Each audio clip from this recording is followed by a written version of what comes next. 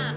Untuk teman-teman yang sudah memiliki pasangan atau yang sudah menikah, apakah kalian itu pernah bertanya kepada pasangan kalian apa sih tujuan kalian menikah itu?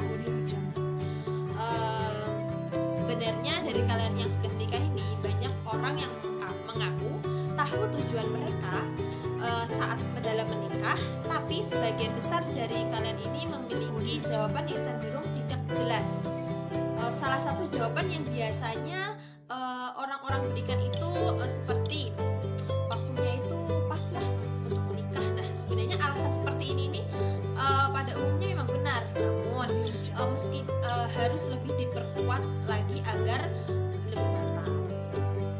Nah, di sini saya akan memberikan tentang 5 pilar perkawinan untuk memaknai perkawinan kalian yang menjadi akar kokohnya.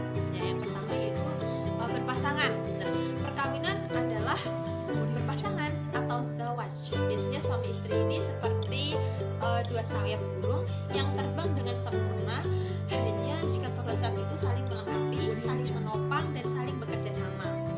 Gak bisa kalau sayap cuma sebelah. Dan dalam ungkapan Al-Quran, suami adalah pakaian bagi istri dan istri adalah pakaian bagi suami. Dijelaskan dalam surat Al-Baqarah ayat 187. Seperti yang sudah kita ketahui, pakaian adalah simbol kehormatan. Manusia memakai pakaian yang layak agar dapat tampil pantas dalam pergaulan. Jadi suami adalah kehormatan untuk istri, istri adalah kehormatan untuk suami. Selain itu, sebagian fungsi pakaian mestinya saling menghangatkan, memelihara, menghiasi, menutupi, menyempurnakan, dan memuliakan satu sama lain. Lalu yang kedua yaitu adalah ikatan yang kokoh. Perkawinan adalah ikatan yang kokoh atau juga disebut dengan mitsaqon ghalizan. Dalam Al-Quran ini dijelaskan dalam Al-Quran surat An-Nisa ayat 21, sehingga bisa menyangga seluruh sendi-sendi kehidupan rumah tangga. Secara praktik, perempuan dan laki-laki mengikatkan diri lewat akad nikah, sekalipun yang akad adalah laki-laki calon pengantin dengan laki-laki wali atau baik wali nasab atau wali hakim calon pengantin perempuan. Tetapi subjek yang mengikatkan diri pada kesempatan berumah tangga adalah pengantin laki-laki dan pengantin perempuan. Mereka berdua ini akan berjanji, bersepakat, dan saling berkomitmen untuk hidup bersama. Jadi berdua harus saling bertaut agar ikatannya makin kencang ya. Nah, kedua pihak diharapkan menjaga ikatan ini dengan segala upaya yang dimiliki. Tidak bisa hanya satu pihak saja menjaga dengan ikatan erat sementara pihak yang lain ini melemahkannya. Itu tidak bisa.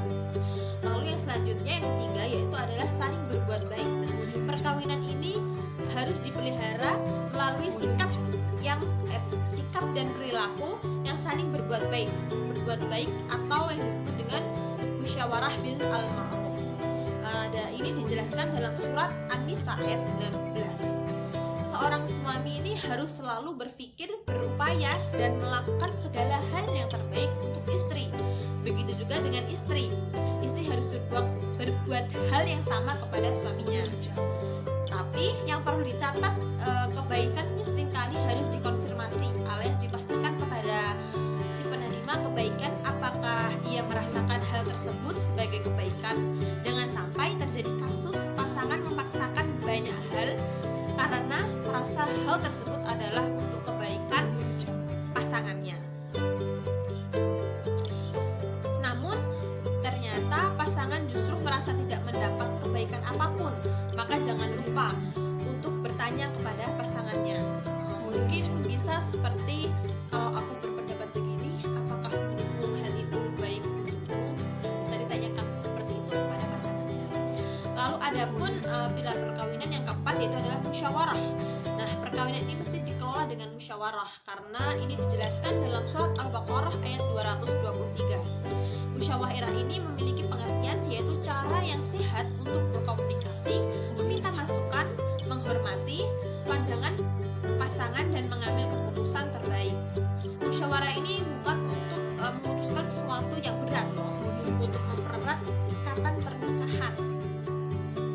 Musyawarah ini lebih menyenangkan saat dilaksanakan untuk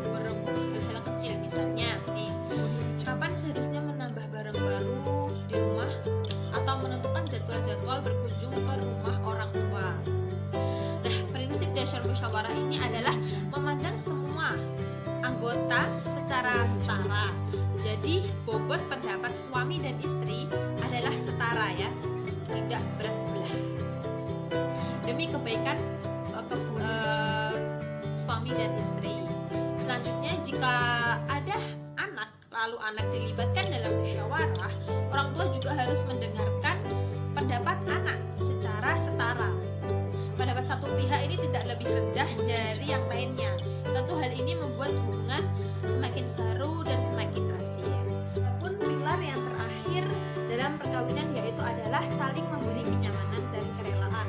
Nah, pernikahan ini dapat berjalan nyaman dengan tarodin. Nah, dalam bahasa Al-Quran, frase tarodin minhuma yang berarti adanya kerelaan atau penerimaan dari kedua belah pihak dalam setiap keputusan yang diambil, yakni pihak suami dan pihak istri.